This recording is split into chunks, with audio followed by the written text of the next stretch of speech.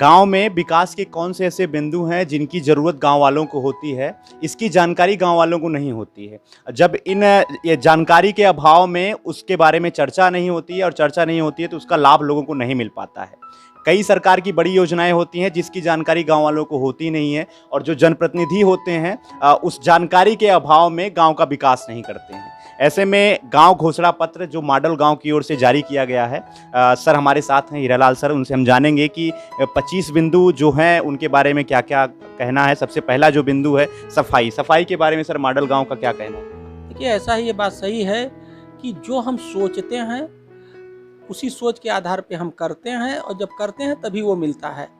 गांव में ये कहना ठीक नहीं है कि गांव के लोगों को या गांव वालों को मुद्दे पता नहीं है। मुद्दे पता हैं, लेकिन सारे मुद्दे नहीं पता हैं।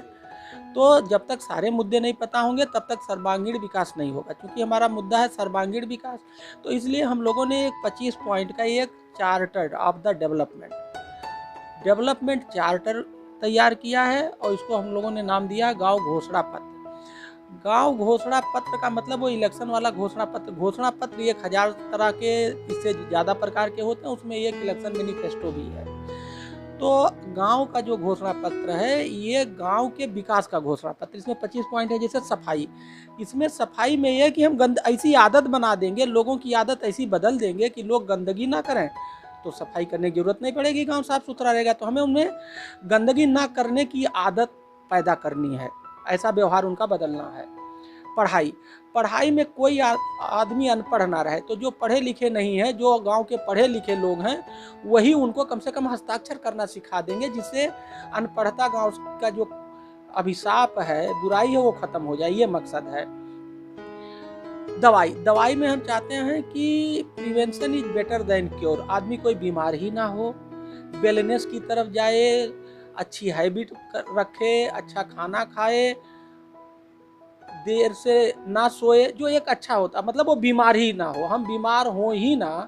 Prevention is better than cure. तो हम लोग प्रिवेंशन पे फोकस करेंगे।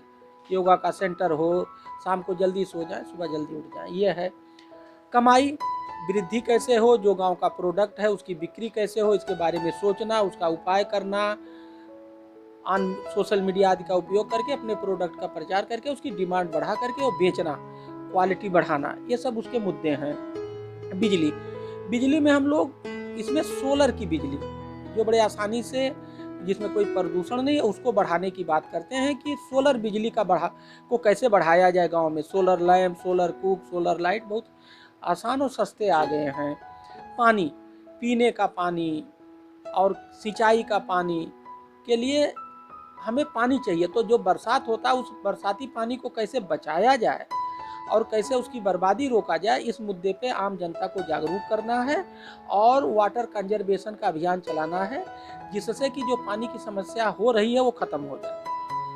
रोजगार में हम लोग एफपीओ बनवाने की बात कर रहे हैं। सरकार इस पर काम करे। एफपीओ बनाइए, गांव के कृषि को कृषि व्यापार में बदलिए, सबका अपना रोजगार हो, सब लोग धनी हो जाए। आपने बताया एफपीओ के बारे में सर, तो उसके बारे में हमारे ढेर सारे जो गांव वाले हैं, जो दर्शक हैं, उनको उसकी जानकारी नहीं है। देखिए, एफपीओ बनाने के लिए कम से कम 5 और मैक्सिमम 15 लोगों की ज़रूरत होती है। ये एक कंपनी अधिनियम में रजिस्ट्रेशन होता है। सरकार इसमें कई तरह की सहायता दे रही है, ठीक है, सब्सिडी के रूप में और लोन के रूप में। लेकिन इसमें मिनिमम 300 मेंबर एक्टिव मेंबर होना चाहिए। क्योंकि ऐसा माहौल नहीं है, इसीलिए हम लोग घोषणा पत्र लाए हैं कि इससे पूरे गांव में माहौल बन जाएगा। 300 क्या 600, 1000 लोग, एक्टिव लोग मिल जाएंगे, और तब एफपीओ जब बनाएंगे तो वो सफल होगा।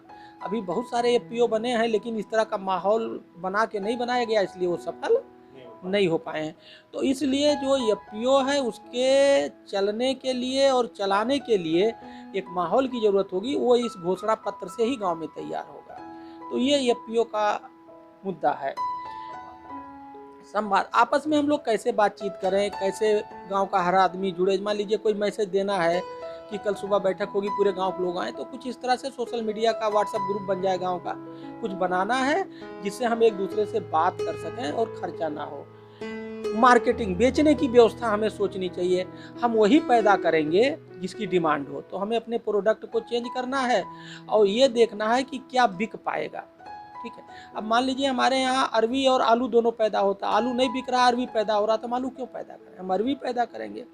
तो इस तरह से बेचने की भी हमें पर रिसर्च करके बात करनी होगी। और हम लोग केमिकल से बचना चाहिए, ऑर्गेनिक फार्मिंग पे जाना चाहिए। वही गोबर वाली खेती जो पहले होती थी, बहुत टिपिकल नहीं है, हम सभी लोग जानते हैं, आदत बदलने की। आत्मनिर्भर गांव का एक मुद्दा है कि जो चीज़ हमारे गांव में पैदा हो सकती है उसको पैदा करें, जिससे बाहर से खरीदने की जरूरत ना हो जाए, तो आत्मनिर्भर हो जाएगा गांव। अभी इस मुद्दे पर ना सोच है, ना विचारधारा है, ना कोई कार्य योजना है। तो जब सोचेंगे, कार्य योजना बनाएंगे, तो गांव आत्मनिर्भर बनेगा। गांव में जो विवाद हो जाते हैं छोटे मोटे, पंचायती राज से बैठ के समझा बुझा के हल करा दिया। जो जास्ती कर रहा है उसको दबाया, जो अच्छा है उसको बढ़ाया, और एक समझौता करा के, समझौता जिससे किसी का नुकसान ना हो और टेंशन गांव रहित हो जाए। तो और ये होता है, बहुत सारे टेंशन रहित गांव हैं, और थोड़ा सा प्रयास करने की ज़रूरत है। गांव का लेखा जोखा जो हो, जो पैसा आता है गांव में, उसका पूरा ट्रांसपेरेंट हो, प्रत्येक गांव वाले को पता हो, उसको एक पन्ना पे लिख करके बंटवा दिया जाए, जिससे गांव पता लग जाए कि कहाँ से पैसा आया, कहाँ खर्च हुआ, और ट्रांसपेरेंसी रहे, पारदर्शिता। गांव का पूरा प्रोफाइल होना चाहिए, कितनी ज़मीन है, कौन कौन फसल है, कौन अच्छे लोग हैं, पूरा। जैसे हम लोग सीवी बनाते हैं वैसे गांव की एक सीवी होनी चाहिए, और वो सीवी गांव के हर आदमी के पास होना चाहिए, सॉफ्ट कॉपी, जिससे वो पढ़ ले कि कौन डॉक्टर है, कौन कितने सरकारी स्कूल हैं, सरकारी बिल्डिंग, टोटल सीवी होनी चाहिए, और सबको पता। अभी गाँव वाले से पूछो तो उसे पता नहीं रहता है। तो जब उसे अपने गांव के बारे में नहीं पता, तो ये बात अच्छी नहीं है, जानकारी होनी चाहिए। गांव में ही डॉक्टर, अच्छे डॉक्टर हैं, वो हाँ, पता नहीं है, तो वो एक सीवी रहे, मोबाइल नंबर रहे, तो उससे वो फायदा उठाएगा। और सूचना, आजकल आईटी का प्रयोग करके हम लोग गांव के विकास को कैसे आगे ले जा सकते हैं। हमें आईटी गांव को लाना है, ई विलेज बनाना है, ई विलेज। ठीक है, ई विलेज का कॉन्सेप्ट बन रहे हैं, तो ये भी एक प्रयोग करना है। एफपीओ के बारे में मैंने अभी आपको बताया कि गांव के लोग एफपीओ बनाएं और चलाएं। ठीक है, और जो गांव के बाहर लोग चले गए हैं, गांव के में पढ़ लिख के अमेरिका चले गए, देश में चले गए, दूसरे स्टेट, उनकी सूची बनाई जाए और उनसे कहा जाए तुम गांव के हो, गांव के विकास में क्या मदद कर सकते हो, करो। अब वो बड़े अच्छे, उन्हें अच्छा लगता है, वो करेंगे, लेकिन गांव वाले कहते नहीं, इसलिए वो भी कट गए हैं। तो ये एक अच्छा चीज़ है। गांव में मैल न्यूट्रिशन, कुपोषण है, ये एक तरह से अभिशाप है कुपोषण। तो ऐसे लोगों को चिन्हित किया जाए, जो धनी लोग हैं या जो जानकारी कुपोषण वाले लोगों को नहीं है, उनको दिया जाए और कुपोषण के अभिशाप से मुक्ति पाया जाए। यह है। हरियाली सबसे अच्छी चीज़ होती है, तो मेड़ों पे पेड़ लगाए जाएं, घरों के चारों तरफ वृक्षारोपण पर विशेष ध्यान देने की जरूरत है। ठीक है, मेड़ पर पेड़ का कॉन्सेप्ट को लागू करना चाहिए। हमारे गांव में पहले खेल होते थे, बहुत कला थी, संस्कृति थी हमारी, वो सब खत्म हो गए, तो उनको जिंदा करने की ज़रूरत है। उससे भाईचारा बढ़ता है, सोशलाइजेशन होता है, लोगों की स्ट्रेंथ बढ़ती है, विषम परिस्थितियों में कैसे जिया जाए ये सीखते हैं। हर उत्सव सर कुछ ना कुछ एक खेल का जो है विशेष महत्व होता था। तो उसको जिंदा करना है। ये है कि जो हमारी कला संस्कृति गांव की थी, धीरे धीरे खत्म हो गई है, उसको जिंदा करना है। लोक संस्कृति, महिलाओं के विकास पे विशेष रूप से ध्यान, सेल्फ हेल्प ग्रुप बनवाना, उनके माध्यम से जो भी NRLM के तहत या सरकारी सहायता से काम हो रहे हैं, उनके बारे में महिलाओं को बताना, सिखाना और उनको आगे बढ़ाना। क्योंकि अगर हमारी आधी आबादी, जिसको हम कहते हैं हमारी आधी आबादी महिला की, अगर वही काम नहीं करेगी और वो आगे नहीं बढ़ेगी, तो हम आगे नहीं बढ़ सकते। तो महिला विकास पर विशेष फोकस है। और हर गांव में अच्छे लोग होते हैं, खेलने में अच्छे, गाने में अच्छे, पढ़ने में अच्छे, खेती करने में अच्छे। तो हर विधा के जो अच्छे लोग हैं उनका चयन किया जाए, और उनके उस प्रतिभा को बढ़ाने के लिए हम लोगों को, गांव के लोगों को प्रयास करना चाहिए। अभी वो अच्छे लोग हैं, उनको ना कोई जानता है ना कोई बढ़ाता है, तो वो प्रतिभा खत्म हो जाती है। तो हमें उस प्रतिभा को पहचानना और बढ़ाना। और गांव की जो समस्याएं हैं, किसी भी प्रकार की समस्या है, दो आदमी मुकदमा लड़ रहे हैं, समझा करके समझौता करा दो, मुकदमा खत्म। तो गांव की समस्याओं का पता करना और उसका हल निकालना, जिससे गांव समस्या रहित हो जाए, एक मुद्दा ये भी है।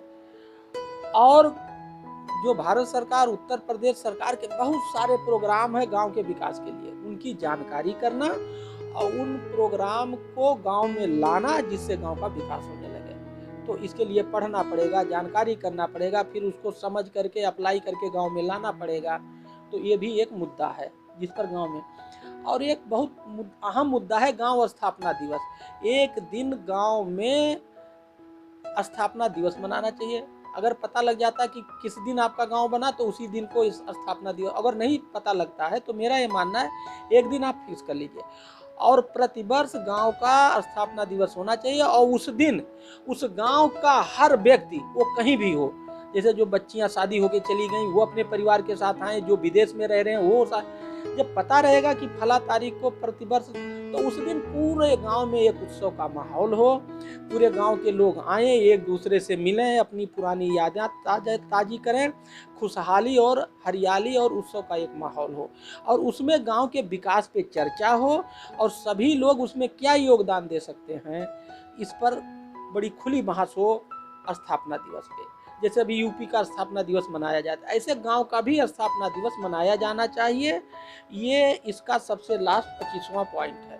तो ये जो 25 पॉइंट है विलेज मैनिफेस्टो के, अगर इन 25 पॉइंट पे गांव के लोग मिल करके आपसी सहयोग से, आपसी सहभागिता से काम करें तो उस सबकी सोच बदलेगी, पूरा गांव एक मत हो जाएगा कि हाँ हम सभी लोगों को मिलकर विकास करना चाहिए।